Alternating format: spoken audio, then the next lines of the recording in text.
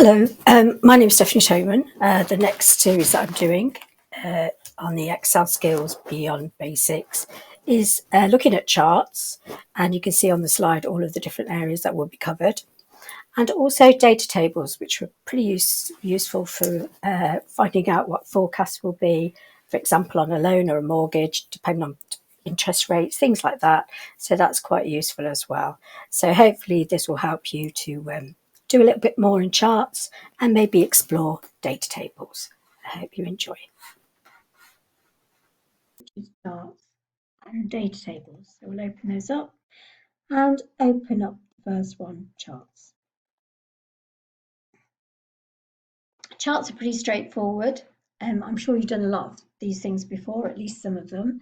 So we're starting with the formatting worksheet right at the beginning. I'm just going to bring this down for you so that you can see the areas of the syllabus that I'm going to demonstrate. So these are the areas you would have expected to know for the exam.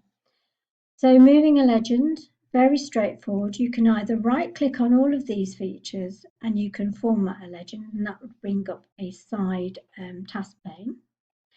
Or an easier way is to use what they call the chart elements. So when you're clicked on the chart and you click off, the elements have gone, click on it, the elements are there. So if you go to chart elements, there's your legend area there, and then you can move it and you can bring up more options, which is once again the task pane that I showed earlier on a right click, and you can even just click on it and delete it. Okay, let's bring that back in. So with regard to gap width, if you right click on one of the data series, the format data series appears on a right click. If you click that, once again you get the pane that comes with it, the task pane, and there's your gap with the area there, and you can see that if you keep going you'll see the gap changing on the data series. Okay, removing a turnover series and then adding it again. If we look down here, the green data series is the turnover. Just click off. If you click on, you'll see the handles on each turnover. You can just hit the delete key and that will remove it from the data series without affecting the data. If I just undo that, keep an eye on the turnover information in the data sheet. Now, because I've clicked on the turnover here and you can see the handles activated, you can also see that that's the activation data there. And this is how we can move data off the spreadsheet. If I click on the spending one and I use that, I can then remove the December data there too. So it's whatever's activated here when you created your chart is what's being reflected in your spreadsheet. Let's just undo on both of those, they're back. So we deleted the turnover. I'm going to pop the turnover back in. So if we go to these chart tool tabs here, you've got design area and you have a formatting area. I'm going to use the design chart tools tab. And you have a select data here. This select data, we can now add that turnover again. So if we add a data series, our data series name is going to be turnover, and we can pick that up from A4 on the spreadsheet. And then the series of data, we click on there and expand it. It's going to be the data values that go with it that we want to be seen in our chart below. We OK that, and you can see already, even before I OK, that has been added. So it's took its series name from there and its sheet from data from there. If I click on it, it's back again. The next bit is talking about removing data series from the spending without deleting it. Remember how we did that? We click on the data series spending and then we can just move that away and that would do that. We're going to change the spending chart line type to a line chart. So the spending, once again, the purple, right click, change the series chart type. You don't use up here. If you use up here, both will change into line charts. So what we need to do is go down here. So we're changing the spending one. So it's the spending one we're picking up and we're changing it to a line chart, and then OK. All right. And then the final thing is move it to a new sheet. So we're not going to cut it and paste it somewhere. We're actually going to move it properly. So if you right click, you get the option to move chart. However, depending on where you right click, you may or may not get this option, so be aware. So obviously right click there, you're going to get things to do with the legend. If you right click there, you get things to do with the formatting the data series. Here, it'll be a plot area, etc. Whereas here, on the chart area, you will get the chance to move the chart, and you can move it into a new sheet and you can rename it there.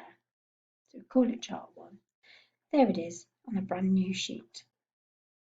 And then you can move it back again, back into an object within a sheet, and it's in the formatting sheet. OK, and then the chart with the sheet on its own, with this chart that's gone, and we're back to a formatting sheet. And then you can obviously make it bigger as you wish. The next sheet we're going to look at, and the thing on the syllabus, is Sparklines. So this is in the new syllabus being introduced, quite straightforward. So as it says, it's a way of doing things graphically. So it's a good way of seeing things visually and graphically, and it shows mapping and changes over time. So if we look at this one here, that's already been done. This is a group. So if we right click on the Sparklines, you will see the Sparklines feature coming up. So in the exam, they may ask you to edit or to clear Sparklines. So you've got your edit group. This is not a single one. You click on there. You can see that it's based on B4 to M4, 14, sorry. And then the location of it is that data range there. So if we cancel that and we clear it, so remember we have to right click, not doing a delete, into here, let's clear that group. So it's gone now. Highlight the range where you want to. So we want that data changes over here to be visually seen down here. So we go into this Insert tab, find the Sparklines, the line area. The data is going to be B4 to M14. And it's already put it in because we highlighted it before we did. But if you wanted to put it in, then you could. Then when you're OK, those visual graphics will come up. You can see the 10 is not doing much. But it's going across. What's going across there is going down here. It's a single one. So if we right click and we look at this one, Sparklines, and we go to edit the single group, this is based on just that data B14 to there. You can see the data, how it goes along and goes up. If we look at this one and we click in here and we do this single one across here, then we can auto fill in. So actually what we can do is go to the insert, let's click on the line again. Our data range is going to be, all of there, like we did before, and we've got it in 04. So if we OK, it'll do that. But if we come here and we highlight it to go down the range like we did before, then it will complete that range. And you can see it's exactly the same range, data range there. So just be aware of that. Remember, everything for Sparklines, if they're already existing, is on a right click, and you can do everything you need to do in there. Okay, and you can see I've just cleared that. Moving on then, continuing with charts, we've got about formatting the axis. So this is the y-axis here. So we want us to change this y-axis. So to activate your y-axis, double click on it, and then you get the format axis task pane coming up, and wants us to change it to, you might in the test ask you to do this, change the figures. It's going to be something sensible because it's got to be divisible down here so it looks right. Then if you're asked to use a label, you need to be aware that the labels are here. So you're not typing in a label, it's sat there already. When I click on it, you can see the thousands appears here and the data changes there. So we take it off, back to none, you can see how that changes. It may ask you to use thousands, 100 or something else. When it comes to changing these numbers, the formatting of the numbers, if you go all the way down, you have an area called number here. Just bring it down. When I select it, this becomes available, and you can find currency in here and lots of other things as well, all the stuff that you would find in the normal formatting area within spreadsheets. And you can change the decimal places to 0. And if you wanted to, you could change this to a different, you could have a euro or something. I'm going to leave it in pounds, and you can see that the format code is all there, and that's changed, and then they've changed to pounds. So that's everything we've done. Thousand separator, if you're asked about it in the test, if you scroll down here, and you'll see a little tick box is up.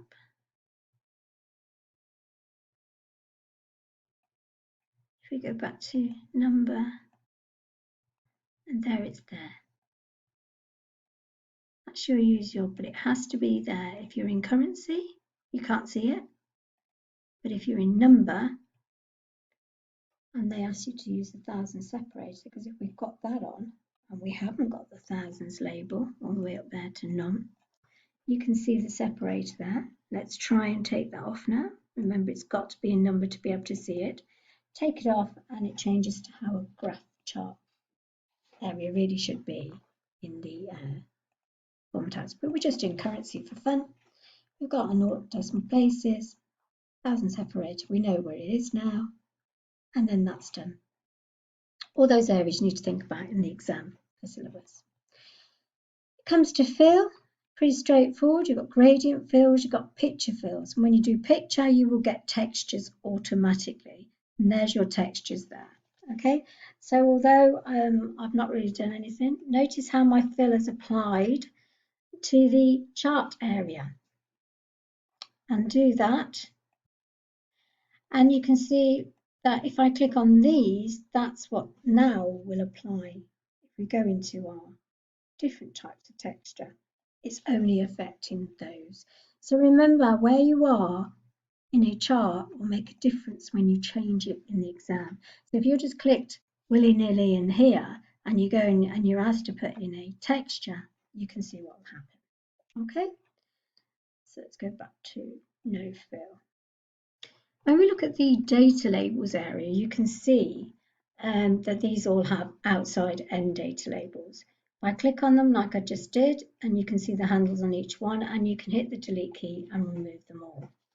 So a right click on a data series going into add data labels will put them on outside end automatically or by default.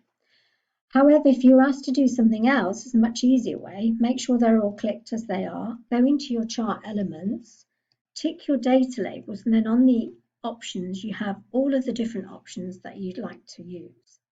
If there's an option that's not there, and click on the more, it might be that they want you to take the value off completely. If we go back to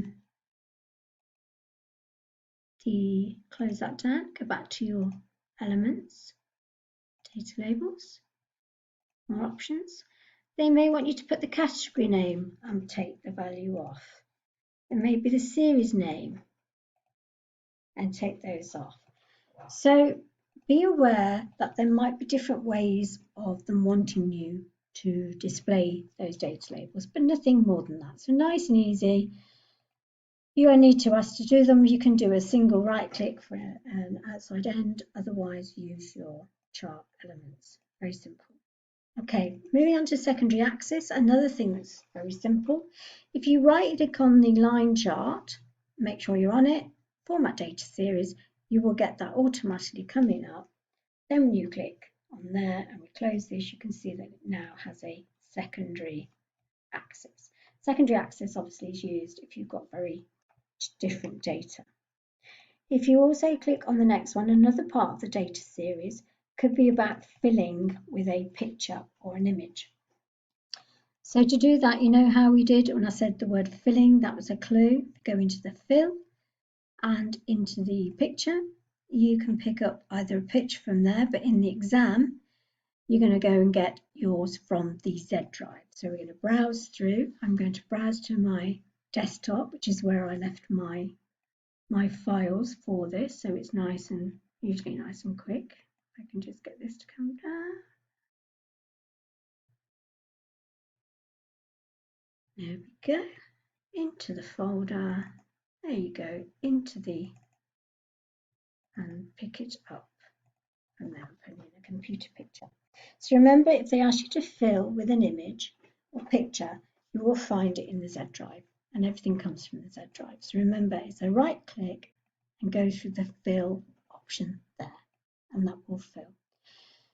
So we've covered that for charts with regard to all of the things that you need for your syllabus or for your exam. We're going to have a quick look now at data tables. So data tables, part of the charts area.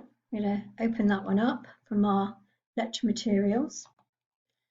And we're going to look at this. So what I've done is a number of examples. I'm going to go through them all. So one input data table is used to see how a variable changes. And this is a good example for repayments on a loan or a mortgage, if you like.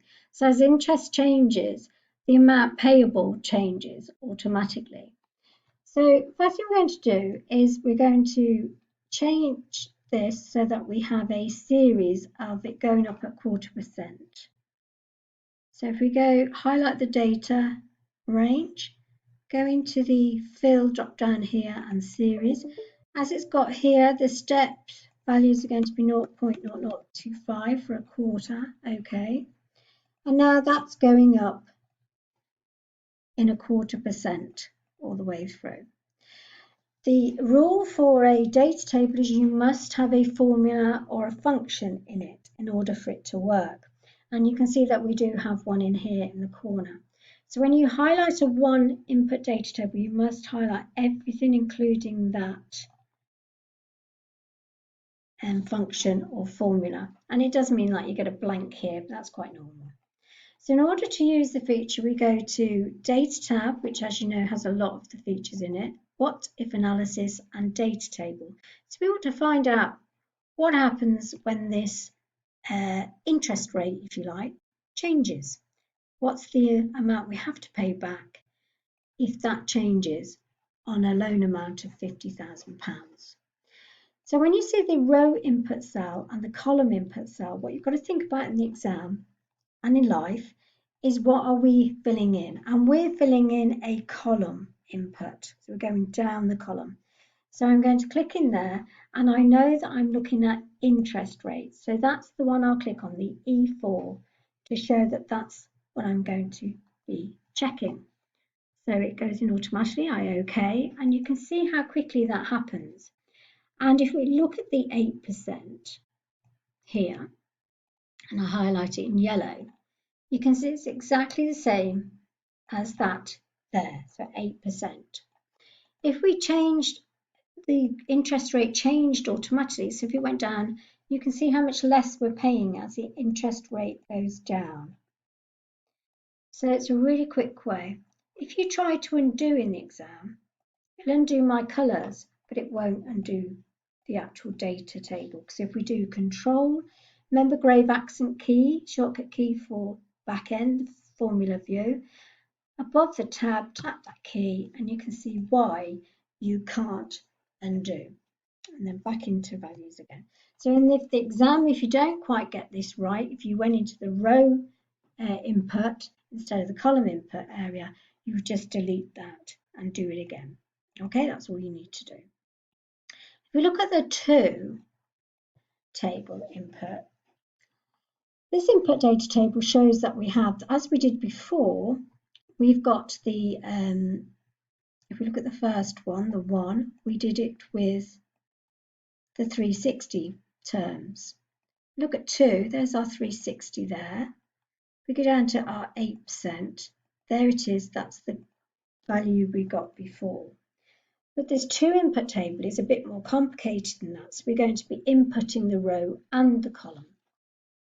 So if we take out the previous data, that we've already done, delete it, remember we have to have a function or formula in the data table, whether it's a 1 or a 2, and it needs to be included. So once again, undo that, highlight it, highlight the area, Okay, this is what we're going to fill in with our data table details. So we're into the Data tab, What If Analysis tab, Data Table. Now remember last time we did the column input, so we could do that again. We know that the column input is the interest rate, because that's what we're going to find out going down these terms, length, time we're paying it. So that means the row going across is the terms in months. So that's the one we're going to put into our row input cell. When we OK, it automatically completes it and it already shows the one we had previously. So let's try that one more time. Let's delete it.